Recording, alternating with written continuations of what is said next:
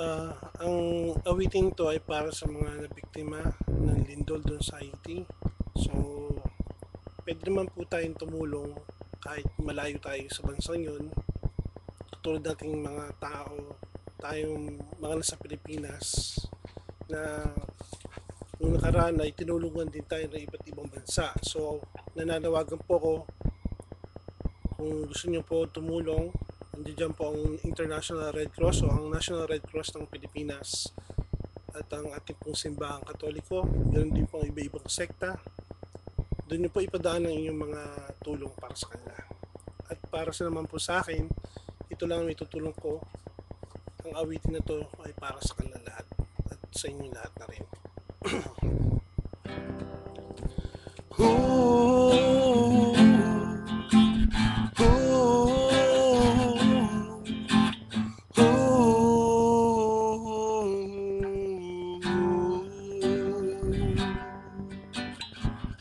Sa pagdating ng ating Panginoon, tayo'y haharap sa kanyang paghuhukom.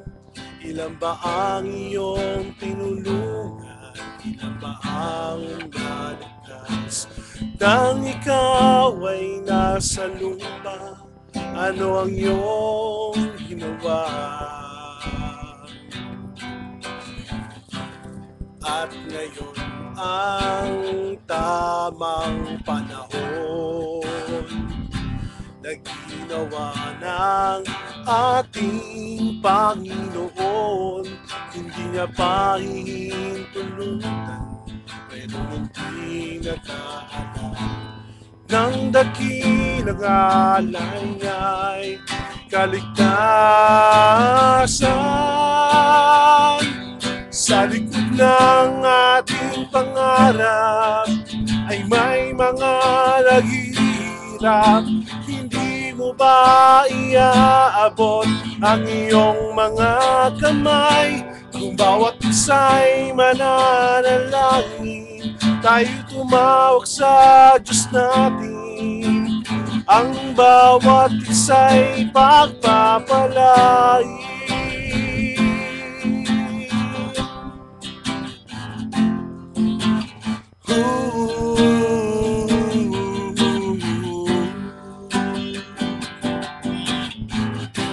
Sa pagdating ng ating Panginoon, tayo'y haharap sa kanyang paghuhukom. Ilan ba ang iyong tinulungan? Ilan ba ang naligtas? Nang ikaw ay nasa lupa, ano ang iyong ginawa? At ngayon ang tamang panahon na ginawa ng ating Panginoon. Hindi niya pa hihintulutan, hindi nakaalam ng dakilang alay niya'y kaligtasan. Sa likod ng ating pangarap ay may mga naghihirap. Hindi mo ba iaabot ang iyong mga kamay? Kung bawat isa'y mananalangin, tayo tumawag sa Diyos natin. Ang bawat isa'y pagpapalain.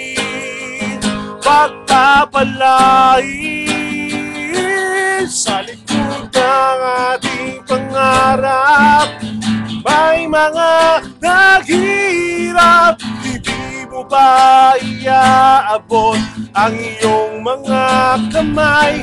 Kung bawat isa'y mananalangin, tayo tumawag sa Diyos natin. Ang bawat isa'y pagpapalain.